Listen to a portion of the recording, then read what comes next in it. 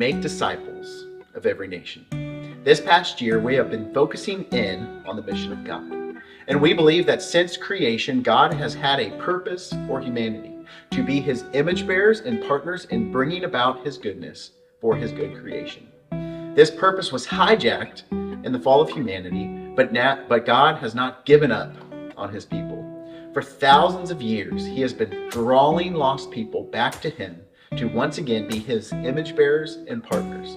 And now, through Jesus, God invites us today to step back into this mission. This is the mission of God. And he has been working and is calling you to take a step into his mission by taking a step out to make disciples of all the nations.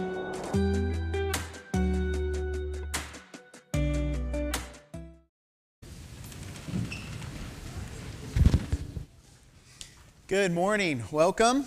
If you're one of our guests, we welcome you and are thankful that you've come our way and that you've decided to be a part of what we're doing this morning as we worship God. Just want to give you a little bit of a disclaimer that things look a little different this morning.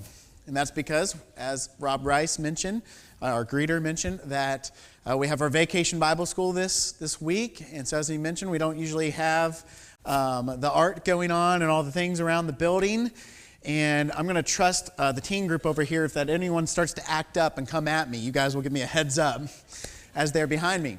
But things are a little different this morning, and the sermon's going to be a little different as we're going to kind of preview some of the stuff that we have going on this week and then encourage each other to take a step into that.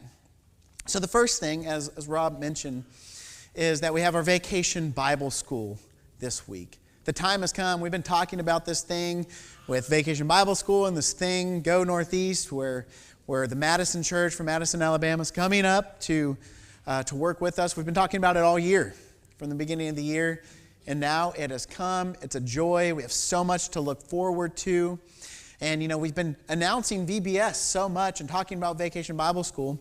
In staff meeting, we're like, well, maybe we should let up on it this week. But we're thinking, well, it's the week of. We need to push this one more time.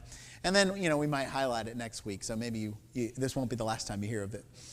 And so we're looking forward to it. Please, if you've not already, register your children. And you still have plenty of time to invite friends, coworkers, and neighbors. There's not a fixed deadline, but the earlier you can let us know who's coming with you, the better, so we can prepare. But of course, we're going to be prepared to receive whoever comes.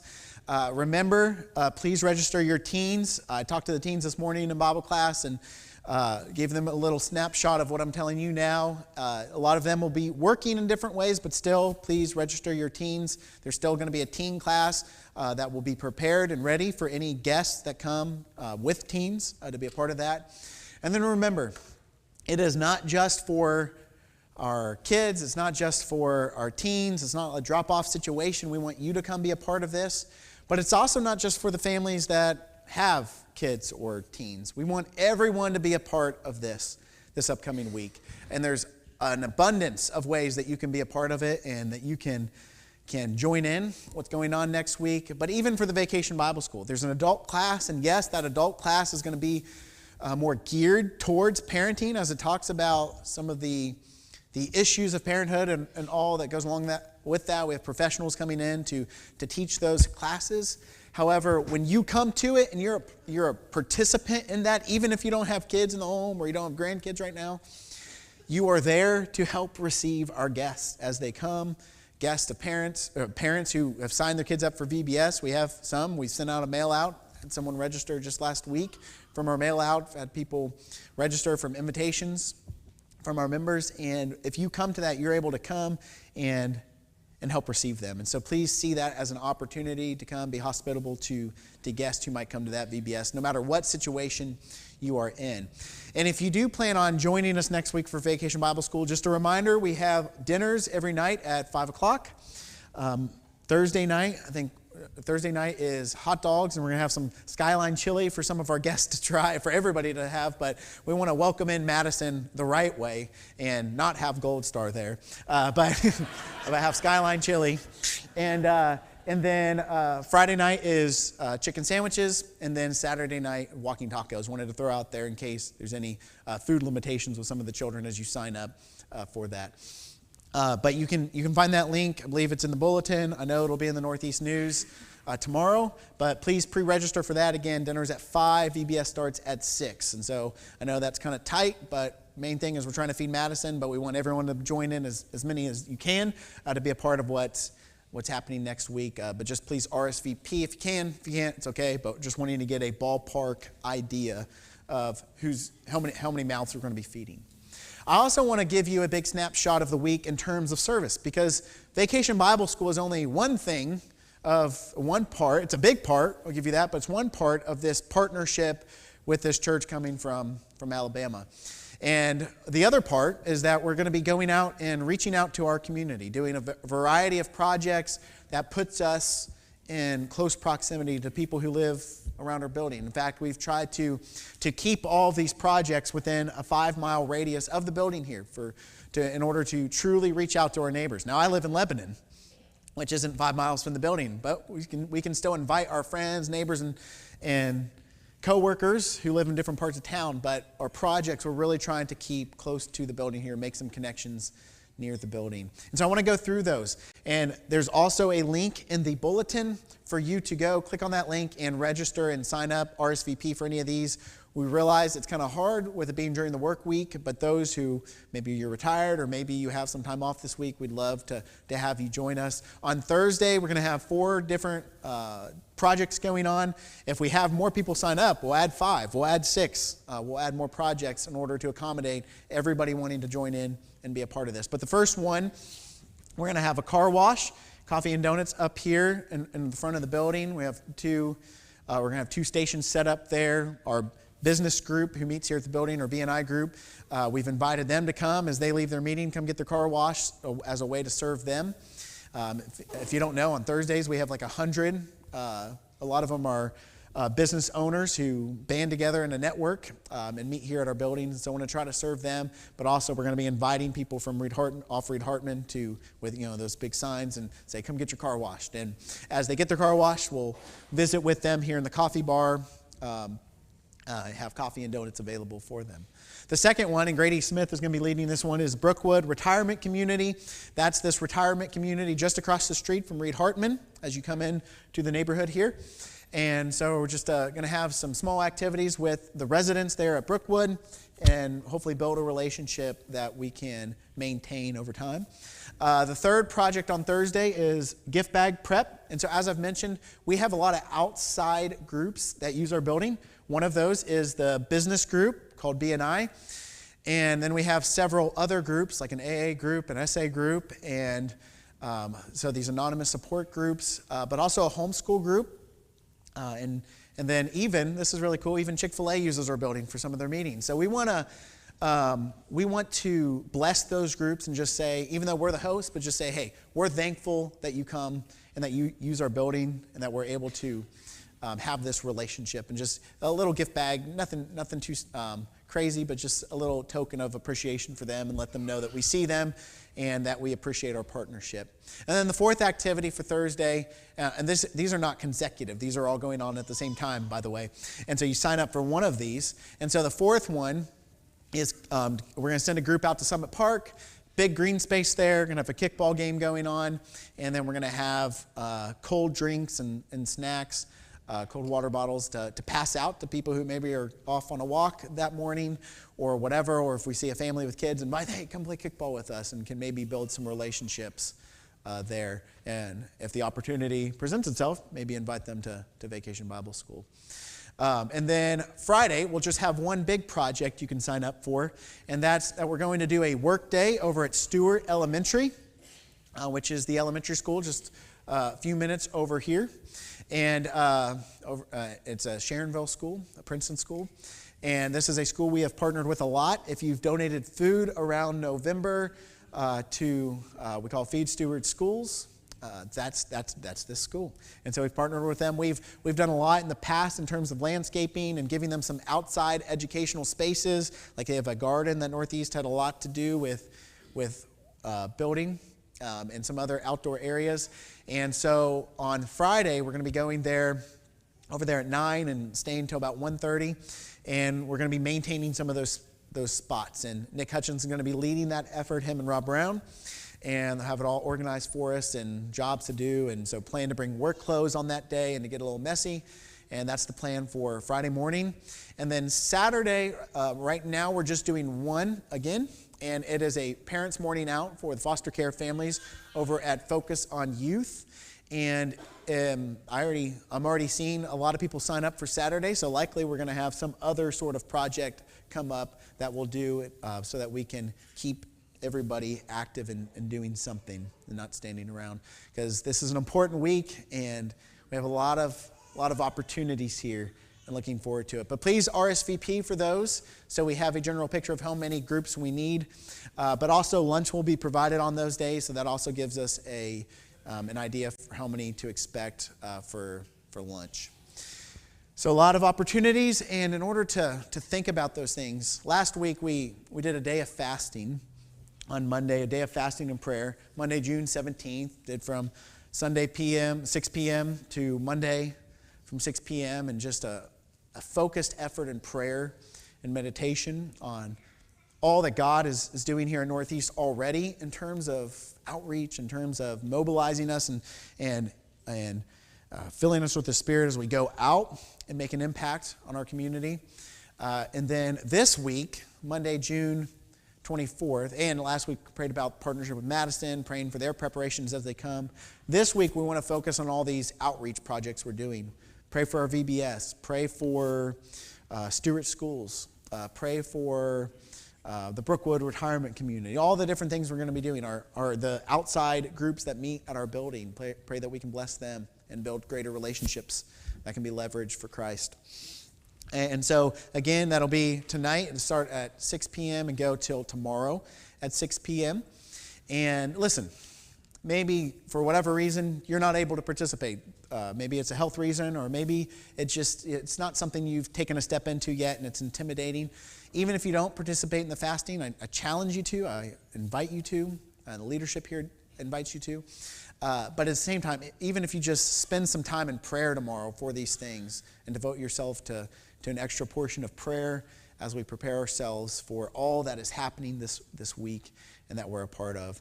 You'll see it in the bulletin. There's a link to a guide. It's going to go out to the Northeast News again this week, and that it's a prayer and fasting guide that kind of can direct your thoughts as you spend time praying for these efforts. And so hope we'll all join in that. You'll see also tomorrow we're going to send out it's anonymous link. And the reason I did anonymous is, I didn't want people not to participate just because in the day of, or to fill it out, or it felt like they had to participate, because if it's not anonymous, then, if I didn't or not, or whatever. But there's going to be an anonymous link sent out tomorrow. We just want to know how many participated in the day of prayer and fasting. Even if you didn't fast, you participated in the day of prayer, you can select yes on that. That's going to go out tomorrow. We just want to know how many have been doing this the last 2 weeks and be encouraged by that number. I'll tell you this. I'll give you a number that's encouraging before we jump into our content this morning. A number that's encouraging is I've kept track of everybody, and I don't think it's exactly accurate, but everyone who has done something, volunteered in some way, contributed. Maybe you brought snacks, whether that's chips, jelly beans, or waters for VBS or whatever it might be. But we have kept track of all the volunteers. People volunteer for VBS, for the service projects, host families. And right now we have 130 of our members signed up to do something next week and to be a part of what's going on. And that's nearly 50% of our church. And if you count our VBS participants, which I do, that's being part of the week, that number is much, much higher. And so that's something to be encouraged by. I think that number is going to get higher and higher next week. But again, we want to view this as an opportunity for us to show up and to reach out to our community. And then we just have this church from Alabama who's coming to help us, right? They're not coming to do the work, and we support them, but they're coming here to support us as we reach out and take ownership of the mission of God here in Cincinnati. And as you'll see in the prayer guide, our constant prayer in all of this is that God's will be done in Cincinnati as it is in heaven. And you and I, we're ambassadors for that mission. I want to talk about that for just a moment. As we think about what is the mission of God. This morning we're talking about stepping into that mission. And as I've just presented to you, we've got a lot of opportunity to step into that mission this week. And so I want to answer that question. What is God's mission? And we've talked about that a lot this year. And so some of this, for many of you, is going to be review. And perhaps some of you've seen a little bit of the content this morning. But as we embark on this initiative next week, I want us to be reminded of some things that we've talked about throughout this year. Some things maybe we've talked about even last year. But some concepts that we see in Scripture of what the mission of God is, and very simple. And some things that we just had a leadership meeting yesterday and talked about some of these things, some things that we want to see embedded into the culture here at Northeast. That this is not just a summer project 1 year in 2024, but that some of what we're going to talk about this morning and in the coming weeks in this 4 to 5 week series, that this can be something that changes us and impacts our culture. And there's so many ways that we already are stepping into the mission of God here at Northeast. But as all of us know, there's always something that we can do to step deeper into that. And so as we talk about the mission of God, the Latin word missio Dei, what we're talking about here, and the way I defined it in a few series ago was this, is that ultimately when we look at the mission of God, it's not just redemptive. That is, it's not just God reaching out to us after we have messed up or we've strayed from Him. But from the very beginning of creation, God was a sending God. And He sent His people, the people He created, Adam and Eve, to be His partners out in His creation. And so the mission of God, the sending of God is this, that we were created in the image of God for partnership and relationship with Him, to rule and partner with Him over His creation. That was the original intent for humanity's relationship with Him, was to be His partners, His image bearers, in carrying out and bringing about His goodness to His creation. Now, of course, what we see in the garden, what happens in the garden, is Adam and Eve stray from that partnership, and they make a decision that puts some separation in that, and sin and death enter the world. But God then, since then, has been working then as a part of His mission and original sending to restore us back into that right relationship and that right partnership with Him so that we can represent Him to the world. And ultimately, He's done that through Jesus. But this is the mission of God today in 2024. God is continuing to draw people to Himself, one person at a time. And this initiative, this has been called throughout history the scheme of redemption, if you will, God's plan for drawing people back to Him. This was ultimately realized in Jesus. And when I think about the mission of God, I think it's all centered around Jesus. Because Jesus came and He showed us what God is. He was God. He was a full representation of God. He showed us the Father as God became flesh and dwelt among us. And He showed us what it means to embody the mission of God, what it means to partner with God through the life that He lived as a real human being on this earth. He showed us what it looks like to live in full partnership and relationship with God. And ultimately modeled the heart of God in giving Himself, willingly laying down His life on the cross, giving that gift of forgiveness, that gift of salvation, but also through the resurrection, giving us that power then to live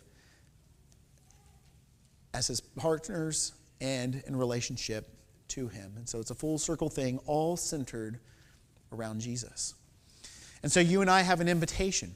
As we look at all that we have an opportunity to look into this week, and we look at this mission that is before us, that is planned out, we've seen it, we can sign up for it literally through an RSVP this week. But as we see this mission before us, we need to realize that this starts with the mission inside of us, that we answer this call. That this is a call not just for us to step into a mission, but this is a call for us to respond to the mission of God and what God has been doing in the world for thousands of years. And that call is in the form of an invitation. And we've looked at this passage before, but in Mark 1, verse 17, Jesus is calling let me say this. Jesus was calling Peter, Andrew, James, and John. Not Matthew, Mark, Luke, and John. I started with the Gospels. Peter, Andrew, James, and John. And as they're on the fishing boats, Jesus calls them. He says this. He says, "Follow me, and I will make you become fishers of men." And what I want to suggest to you this morning, and as we've suggested in the past, that this gives us a basic formula for, one, what it means to be a disciple, a follower of Jesus, and then two, what it means to step into God's mission. We're going to illustrate that this morning. And so the first thing here, Jesus says, "Follow me." The invitation to Peter, Andrew, James, and John, and to many others, and then since this day to thousands and millions of people, this call has been to follow me. And what that means is that Jesus is inviting all people to become his disciple. And what that word means at that time, it was kind of this idea of an apprentice, of a student who gives themselves to a teacher. And in their context, it was like a student following a rabbi. And then many other contexts, we might think of it today as an intern or an apprentice. But in their context, a student following a rabbi. And this was such a powerful thought, as students would literally live their lives with their rabbi. They'd go around and follow them wherever they go, from town to town, as the rabbi would do his teaching schedule, and the student would be nearby. I've heard it been said that the student would even sleep in the same room as the rabbi. The point was to be as close to the rabbi as possible so that the rabbi's wisdom can be imparted to the student. And in fact, I've heard it's been said before, I've heard this from John Mark Comer, where he said that you want to follow your rabbi so closely as a disciple that you're covered in the dust of his feet. You get that? This is talking about in their context and a day in which they wore more sandals and a dustier culture, that the idea is following behind them is as he walks, you're following so closely behind them that you're covered in the dust of your rabbi. That's what it means to follow Jesus. It's a lifelong journey. It begins with a decision, an initial decision, but then it's a lifelong journey of following so closely after Jesus that we're covered with the dust of his feet, and that we end up, leads us to the next point, end up becoming like him. And that's the second part of what it means to follow Jesus and what it means to step in the mission of God, is not only to give ourselves to Jesus as his followers, but also realize, as he says, "and I will make you become." We also need to realize that there's change that happens when we are brought into close proximity to Jesus. You can't help it. You know those type of people where it could be good or bad, and we know this all from life experience. You spend enough time with someone, and you kind of start picking up their mannerisms. You start talking like them. I've caught myself talking more like Nick and Grady at times, and I'm like, oh, wow, I'm spending a lot of time with these guys, for the good and for the bad. But it's proximity, right? You're surrounded by people. You start to become more like them. And so when we follow so closely to Jesus that we're covered with his dust, the goal is to be changed, to become like him. And various voices in culture will say, no, you need to stay as you are. You are, there's that talking about changing someone is this toxic idea. And I get where they're coming from, and maybe they're talking about something different than what I'm talking about this morning. But I've heard that from both sides. I've heard from others who say, have been followers of Jesus their entire life, and they're a bit older, and they say, listen, this is the way I am, and I'm towards the end of my life, and I'm not changing, right? And I'm set in my ways. I've heard people tell me that before. And from both angles, I push back on that and say, no, to follow Jesus is to be changed by Jesus. You are loved as you are, but when you're in close proximity to Jesus, the goal is to become more like him, to be changed, to be transformed, to be recreated, to be conformed to the image of Christ. That's the ultimate goal. He says, I will make you become. Then the third thing, we see the third aspect of what it means to be a disciple of Jesus then is to be a fisher of men. And I know that's one of those terms that just seems kind of archaic and old. If you look at some of the content put out in churches, like this was especially in the 70s, a lot of Bible studies called this and this idea, but this idea is a profound one.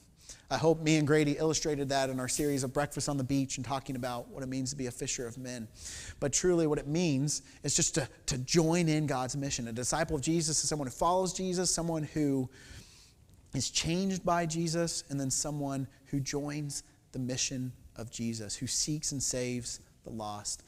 And I want to bring up this quote by Bobby Harrington and Scott Sager. I've mentioned it before, is that a disciple is someone who is following Jesus, being changed by Jesus, and is committed to the mission of Jesus. And so we want to put that in our culture. When we talk about, oftentimes when I'm writing my lessons and I make my, what's the goal of this lesson? I've mentioned this to you before, is when I put the goal of my lesson, I always start with it might be to inspire the disciples at Northeast, or to inform the disciples at Northeast, to encourage the disciples. I'm always trying to use that language, disciples, because that's what we are. We're not just part of a social club. We've all decided that we're going to follow after this rabbi from 2,000 years ago, and we want to become like him. And so as disciples of Jesus, when we say that here at Northeast, we want to embed this in our culture. Here's what we mean. When we talk about a disciple, and particularly the path of a healthy disciple, we're talking about helping someone find and follow Jesus, or to be people who have found and continue to follow Jesus. We want to be people who are regularly and consistently changed by Jesus. That just as we pray, God's will be done in Cincinnati as it is in heaven, and we pray, God's will be done on earth as it is in heaven, as Jesus taught us to pray in Matthew 6, that we're also daily praying, God, let your will be done in me as it is in heaven. And every piece of us, and every part of us, and every corner of our mind will be brought captive to the kingship of Jesus. And then the third thing is that that disciples of Jesus join the mission of Jesus.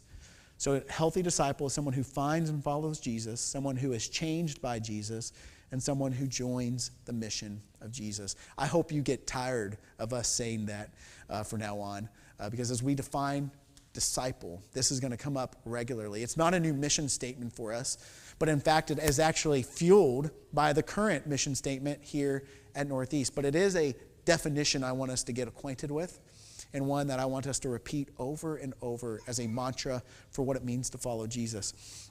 But as you'll see, and again, I've put this up before, is that this is rooted in the vision and mission of the Northeast Church already, to find and follow Jesus, to love God with all of our heart, love God, to be changed by Jesus, to grow deeper, as we say here at Northeast, and to join the mission of Jesus, to share Jesus. As we say, we love God, grow deeper, share Jesus. Right? That's rooted in this definition of what it means to be a disciple.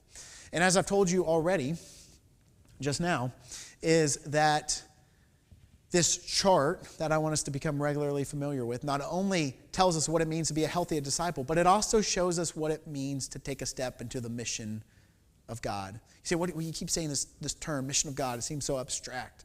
Try to define it. It's being partnered in relationship to God, to be his image bearers, and to be his ambassadors on this earth, to bring forth his goodwill to his creation.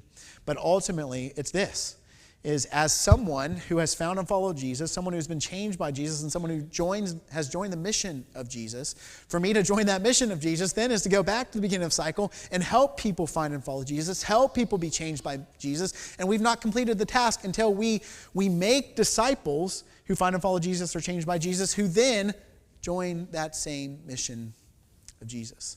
That this is this cycle of discipleship we see in Scripture. And what Jesus meant when he said this in Matthew 28, verse 19, he says, "Go therefore and make disciples of all nations, baptizing them in the name of the Father and of the Son and of the Holy Spirit, teaching them to observe all things I have commanded you. And behold, I am with you always, even to the end of the age." And so what's this look like? Right? Jesus is saying, first of all, I want you to help people find and follow Jesus. I want to help you find and follow me, as he's saying it. I want you to help people come to him, to be transformed and changed by him. That starts at that moment in baptism. And then help them observe all things. Help them join in this mission and go out and do the very same thing.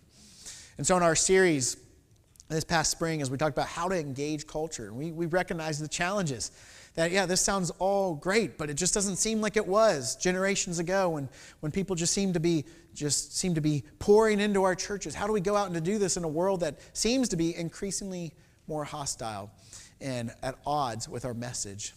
And I would first answer saying, yeah, obviously in that series we recognize there have certainly been some significant changes in our culture. But at the end of the day, the task is the same. And we said there's 4 things that we ought to do as disciples of Jesus who are on mission. 1, we need to remain distinctive as followers of Jesus. Following Jesus means something, so we live as a distinctive life as a disciple of Jesus and all that entails in the New Testament. And number 2, we live a connected life in the church of Jesus. We need to be a part of a faith community that is rooted in Jesus, people who are on mission together, that's essential to our faith, I believe.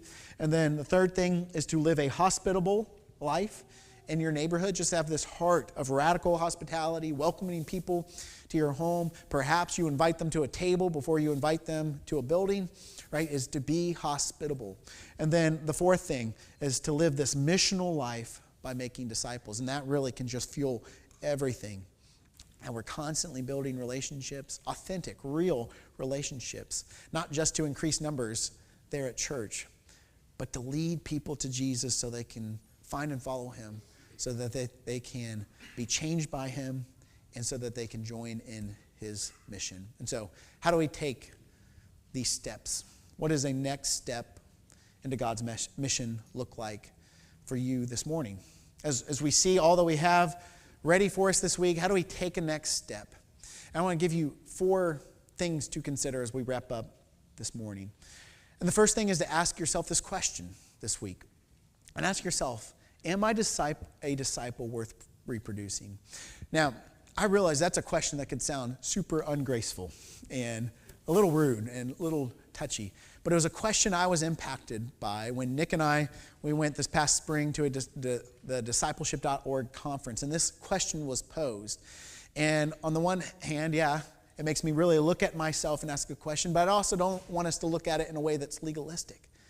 But just challenge ourselves. Are we people who truly follow Jesus? Are we people who are truly positioning ourselves in a regular place through spiritual disciplines, through life and community, through through life group, to be changed by Jesus? Are we taking that serious?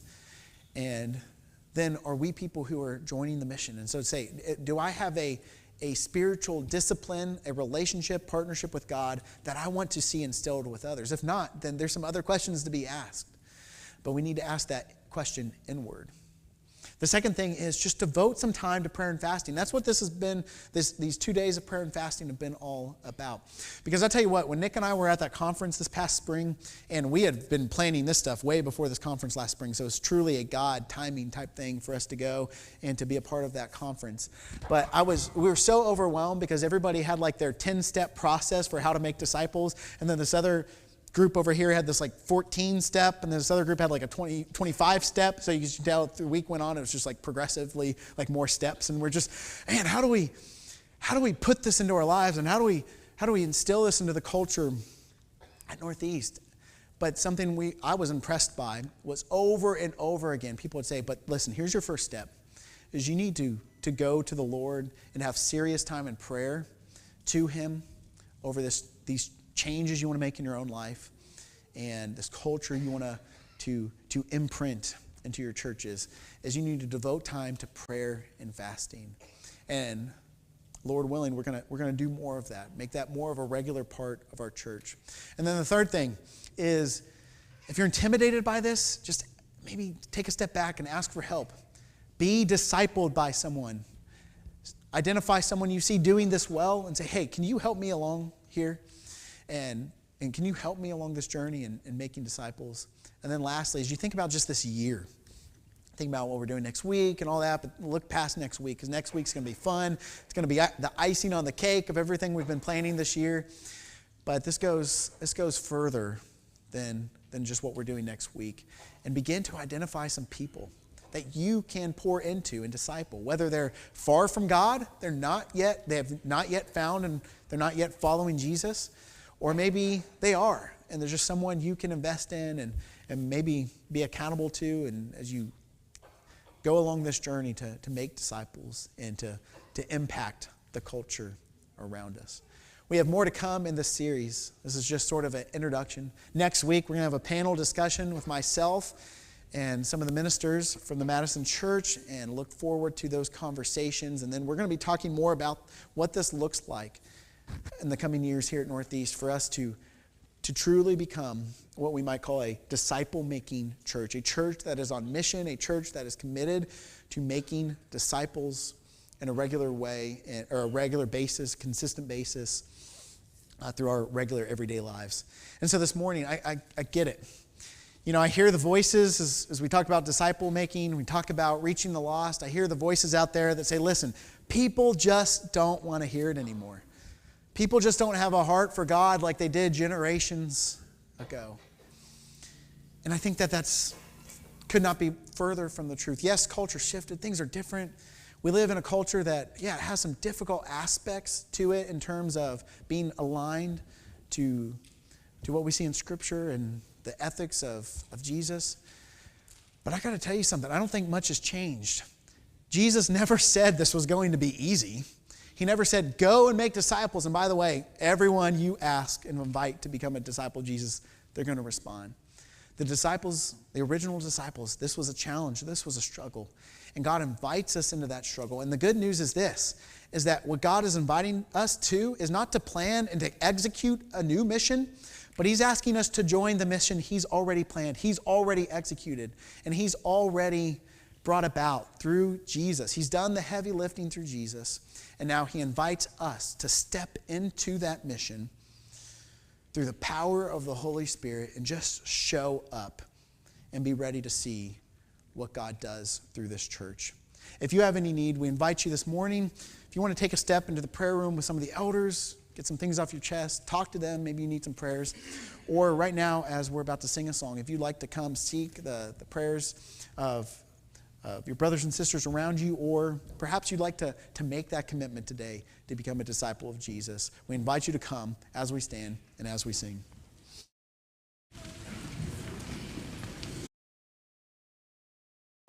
We are so thankful that you've decided to participate in worship with us today. Now, I don't know where you are in your relationship or journey with Jesus, but I believe that the Northeast Church is a place that can help you walk more closely with Him.